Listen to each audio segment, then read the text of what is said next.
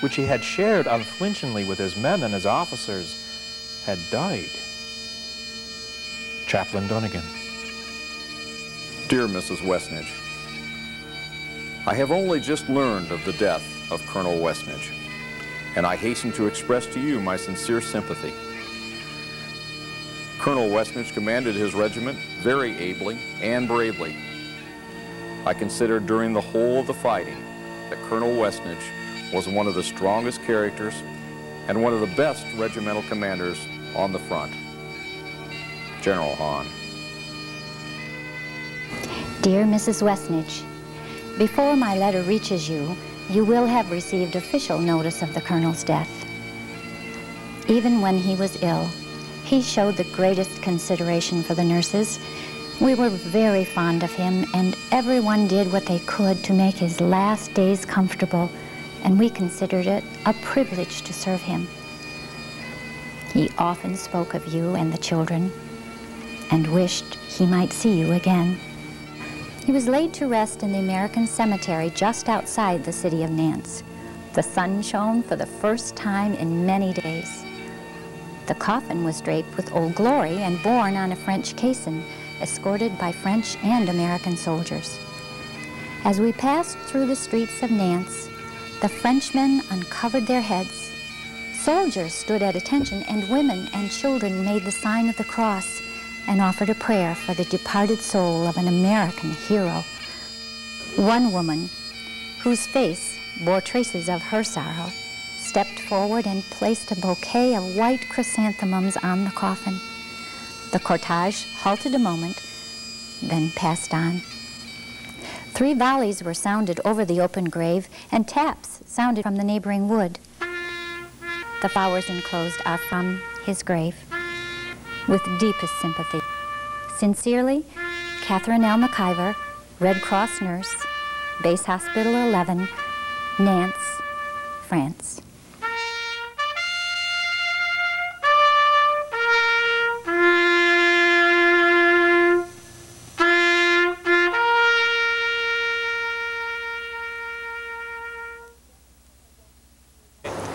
World War I was really a turning point for the Kalamazoo community, but the death of Colonel Westnedge reminded Kalamazoo what it still was. World War I brought Kalamazoo into the national stream of events. Also, it was a transition in the sense that Kalamazoo was growing, and because of its industries and its businesses and its commerce, was really becoming known on a national scale because of what we were doing in paper, because of celery, because of pharmaceuticals, because of musical instruments. There were new markets that were opening up to Kalamazoo products. But yet the death of Joseph Westnedge would remind Kalamazoo that it still was a small city when the death of just one person could impact everybody who lived here. Everybody felt that they knew Joseph Westnedge. In the spring of 1919, in preparation for returning home, the survivors of the 32nd Division were inspected and reviewed.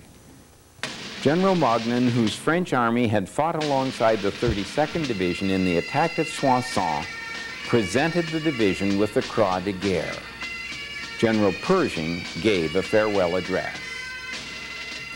When America entered the war, we found our allies in a very low state. Those nations doubted whether they would be able to withstand another onslaught. But our entry gave them new hope, filled them with fresh determination. You came to the battlefield at a crucial hour of the Allied cause. It has been a very great honor for me to command you. And now that it is time for the division to break up and the men to go to their homes, I can only hope that you will go back possessing the same spirit of idealism with which you fought. For this splendid work, I thank you.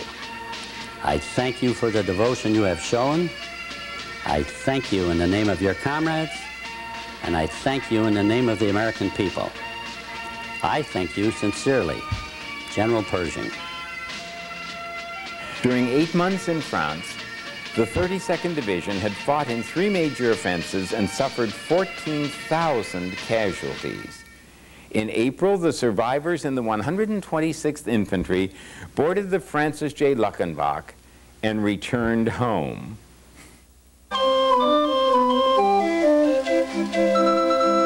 As mayor of the city of Kalamazoo, I hereby proclaim a holiday, that there be a complete suspension of business so far as may be convenient, in stores, factories, and offices, that there be no sessions in schools and colleges, and that the entire day be given over to a celebration in honor of the defenders of our flag. George E. Martin, Mayor of Kalamazoo.